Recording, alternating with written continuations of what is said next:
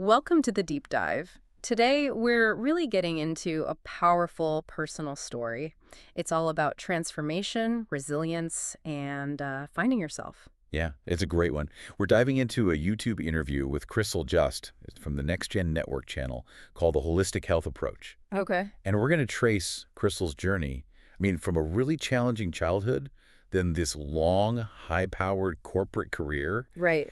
and then this honestly radical shift she made, becoming a holistic health and trauma-informed coach. It's quite the arc. It really sounds like it. And our mission here, isn't just to recount her story. We want to pull out those key insights for you about navigating life when it throws you curveballs, finding your purpose, unlocking potential. Especially when what society expects of you feels totally wrong inside. Exactly. We're looking for how her path might give you that sort of permission slip if you're feeling that need for a big change yourself.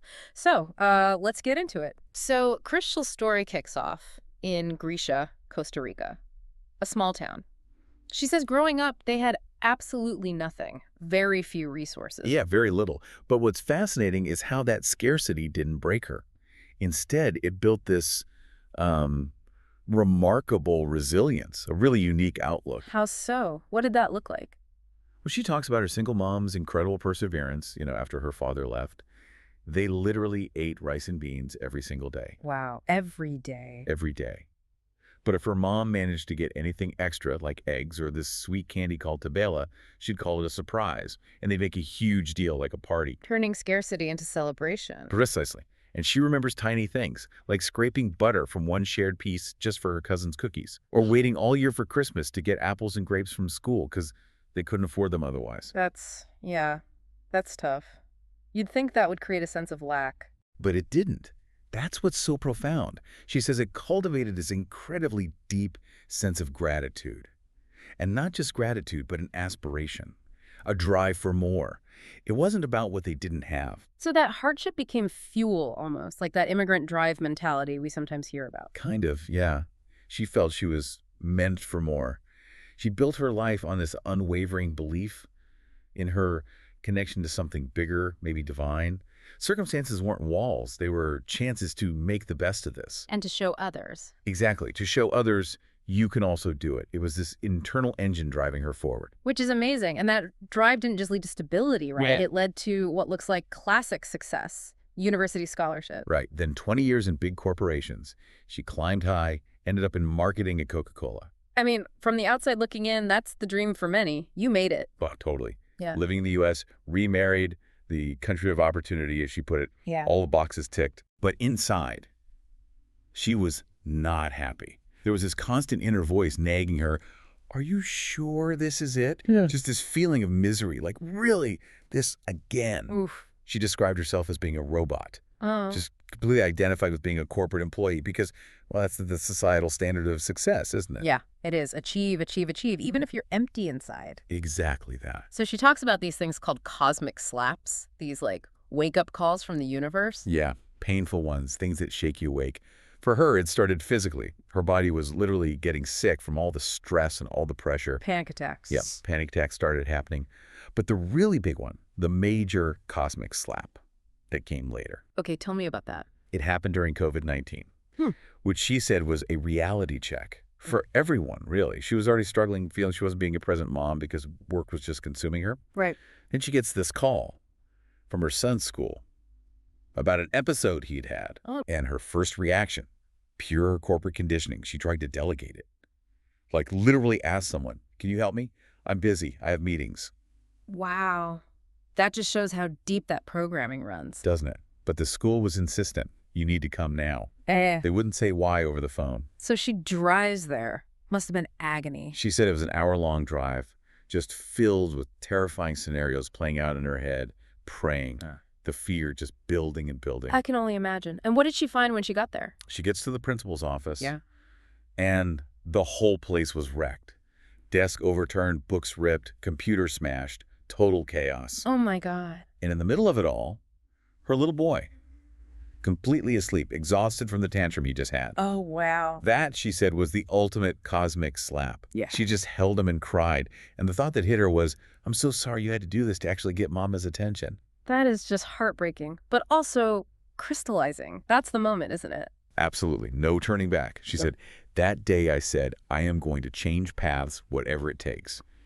Instantly. So where did she turn? How did she start figuring out the new path? Well, the panic attacks were a clue. Doctors just offered pills, which she really didn't want. So she started researching alternatives herself, Right. discovered meditation, tried it. And she said she healed myself through that. That experience just blew her mind, realizing there were all these natural ways to heal that most people just, don't know about. And then came another sign. Well, you could say that, like Yeah. the divine signal. During COVID, Coca-Cola did something unprecedented. They offered voluntary packages for high performers to leave with pay because they were restructuring. Seriously? Wow. She saw it as a cushion, a Mm. safety net provided by, well, maybe God, maybe the universe. And she took it. She took the leap. Must have been terrifying. Oh, yeah. She described it as excitement, but terrified at the same time. That mix of fear and exhilaration when you jump into the unknown. But she framed it in an interesting way, didn't she? Not reinventing. Right. That's key. She says it wasn't about reinventing herself. It was about finding and accepting myself. Realizing she'd spent decades pretending to be this other person that I wasn't meant to be. Finding authenticity. Exactly. And making that decision, it brought this fire in my stomach, a totally different energy. She said she even looked younger because the stress was gone. It's what happens when you finally align inside and out. Okay, so she makes this massive shift. What does her work actually involve now as a coach? Her core work is helping people peel layers, layers of conditioning from, well, everywhere. Society, school, religion, your parents. That outdated operating system, as she calls it? Yeah, I love that phrase. Yeah. She aims to help untangle family dynamics, break those generational curses, the unhealthy patterns we inherit and repeat without even realizing it. That's deep work. How does she approach it? Any specific examples? Yeah, a few key things. First, accepting past struggles, Mm. not pushing them away, but seeing them as building blocks. Because, as she says, acceptance transforms. Okay, acceptance first. Then there's her own warrior persona guerrera. Growing up without a dad, she became this alpha, hyper-independent woman, never need a man, that kind of thing. It's survival mechanism. Totally. Yeah. It helped her survive a really toxic relationship, get through single motherhood, but it also built this big, giant wall around her heart. Ah. So how did she deal with that? Inner work, integrating it. Hmm. Realizing the warrior is useful in some places, like her CrossFit training, she mentioned, but not helpful in relationships. It's about knowing when to use which part of yourself. That makes a lot of sense. It's not about eliminating parts of yourself, but integrating them consciously. Exactly. And that relates to how she views the ego, too. Right. People often see the ego as the enemy. But she doesn't. She says the ego is not an enemy. We need it. It gives us a social label, helps us be functional day to day. Okay. The problem isn't the ego itself, it's when we identify with the ego as who we are. Because the ego is very limited, it's afraid, always looking outside for external validation. So what's the alternative? Use the ego as a tool. Use it to visualize goals, sure. But then you have to let go of the idea of how it's supposed to be. Remember that we are also being guided by something more. And the guide is? The heart. That's the real compass, not just the organ, but that intuitive center. It connects us to oneness, abundance, knowing our worth is internal, not based on outside approval or outcomes. I like that. And she brings science into this too, right? It's not just spiritual woo-woo. No, not at all. That's her unique blend.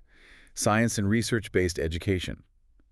Understanding the brain, the nervous system combined with wisdom and ancient traditions, the spiritual side. How does that look in practice? Well, practices like meditation, for instance. Science shows how it calms the nervous system, quiets the monkey mind, that constant mental chatter. Right. And in that quiet space, that gap, that silence, you can connect with your inner knowing, your wisdom. Gotcha. And the trauma-informed part. Yeah, she realized many clients needed help specifically with sex, love, and relationships because of past terrible events. Trauma gets stored as pain stored in your body, causing fragmentation. So it's about healing those deeper wounds. Yes, tender work, especially with the inner child, to heal those old hurts and help people come back home to the true essence of who they really are underneath it all. It's a really holistic approach. Mind, body, spirit, past.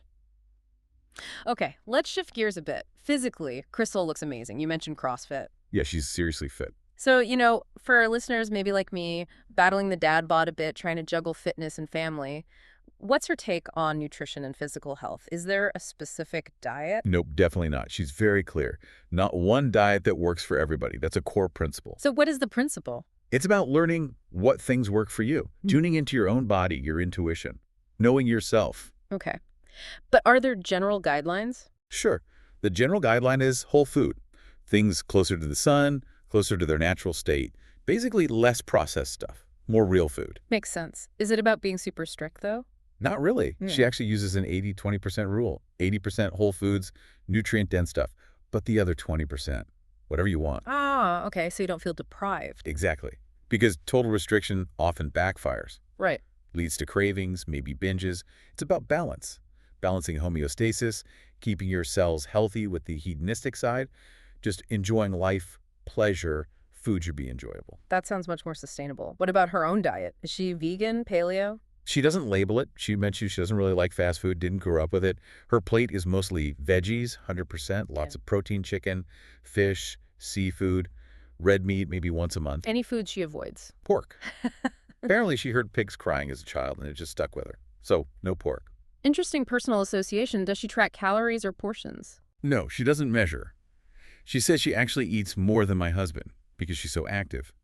It's just about listening to what her body needs for fuel. And she used to be a chef, right? That must influence things. Oh, definitely. She loves preparing food, making it look good, presenting it. It ties into her idea of conscious eating. Conscious eating. How does she define that? Treating eating like a ritual, engaging all your senses, seeing the food, really chewing it, tasting it, not just mindlessly shoveling it in while distracted. Like food as art, almost. Yeah, exactly. She believes when you eat that way, you actually feel more satisfied, and you're less likely to overeat because you're truly present with the experience. That's a great perspective. Okay, so what's next for Crystal? What are her immediate plans? Right now, she's focused on finishing her practice hours and graduating. She's doing double majors, one in sex, love, and relationships, the other in life transitions and female empowerment. Wow, double majors. When does she graduate? This September, actually, so pretty soon. And beyond that. Any bigger projects on the horizon? Definitely. She wants to expand her online presence, create digital products, maybe an online course. And the big one, she's planned to write a book. A book. Okay, I'm interested. What's it going to be about?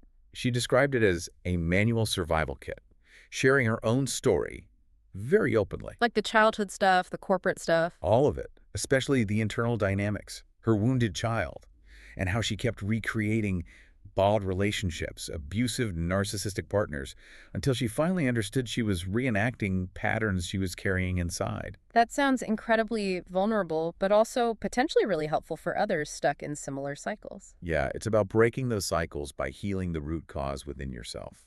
It really circles back to her core message, doesn't it, about self-awareness and healing. Absolutely. She's very clear. She doesn't hold the truth. She says that's God's role, her role.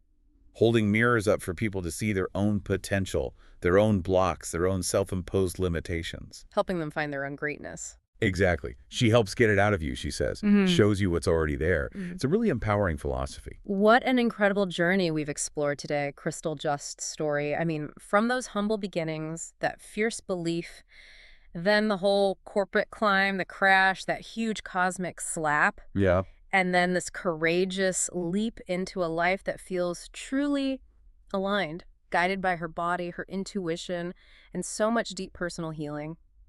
It's just a powerful narrative of transformation. It really is. And, thinking about how she transformed that warrior persona, it started as a shield, right, keeping people out, but she integrated it, turned it into a source of strength for other things like fitness. Right? So maybe a thought for you listening. Yeah. What's your outdated operating system? What protective identities, maybe like Crystal's warrior, are you holding on to?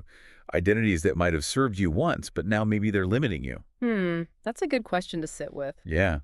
How could accepting and integrating those parts instead of fighting them or identifying completely with them unlock more freedom and alignment in your own life? Power